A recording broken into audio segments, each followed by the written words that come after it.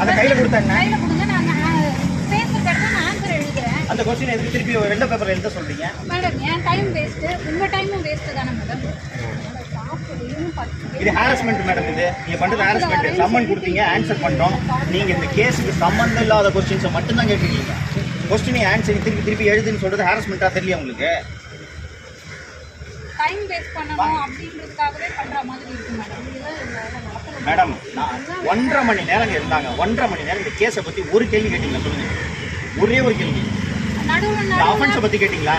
நடுவில் மேடம் 2 பேர் கேட்குறாங்கன்னா அவங்க 2 பேருக்கும் வேலை அவங்க கிளம்பி போயிடுறாங்க.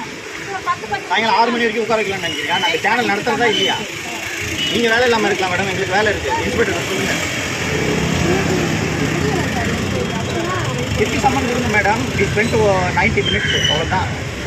இந்த கேஸில் விசாரிக்கிறதுக்கு வேறு என்ன இருக்குன்னு சொல்லுங்கள். Your problem. 1.5 மணி நேரம் இருந்துருக்கலாம் மேடம். நீங்கள் இந்த வழக்கை பற்றி கேட்டிருந்தீங்கன்னா இன்னும் 6 மணி வரைக்கும் கூட வெயிட் பண்ணலாம். வழக்கை தவிர நீங்கள் இது என்ன பழக்க வழக்கம் ஃபஸ்ட்டு பேப்பரை கொடுத்து எழுத சொல்லுங்கள். நான் சொல்கிறேன் மேடம், இந்த கொஸ்டின் பழகிடுறாங்க வேலை.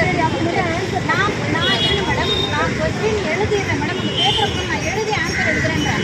இல்லை நான் வர வரைக்கும் வெயிட் பண்ணுன்னு சொல்கிறீங்க. ஸோ நான் வெயிட் பண்ணி நீங்கள் வந்து கேள்வி டிசைன் பண்ணதான் நான் எழுத வைக்கிறேன். 2 பேருக்கும் மாறி மாறி வேலை வந்துடுச்சு. மேடம் இன்னைக்கு டிஜிட்டல் வேர்ல்டு மேடம். கொஸ்டினை நீங்கள் அழகாக பிரிண்ட் பண்ணி கொடுத்துருக்கீங்கன்னா நான் நடுவில் ஆன்சர் எடுத்துகிட்டு போகிறேன். எதுக்கு மேடம் என்ன மீண்டும் கொஸ்டின்ஸை எழுத வைக்கிறீங்க? 4 லைன் இருக்குது. ஒன்று நீங்களே சொன்னீங்க ஆன்சரை விட கொஸ்டின் அதிகமாக இருக்குது. எதுக்கு மேடம் கேட்டுக்கிற எழுத வைக்கிறீங்க? சரி நீங்கள் வந்து ஆன்சர் மட்டும் எழுதி கொடுத்துருக்கீங்க. ஆன்சர் மட்டும் எழுதி கொடுத்துருக்கீங்க. ஏறா நீ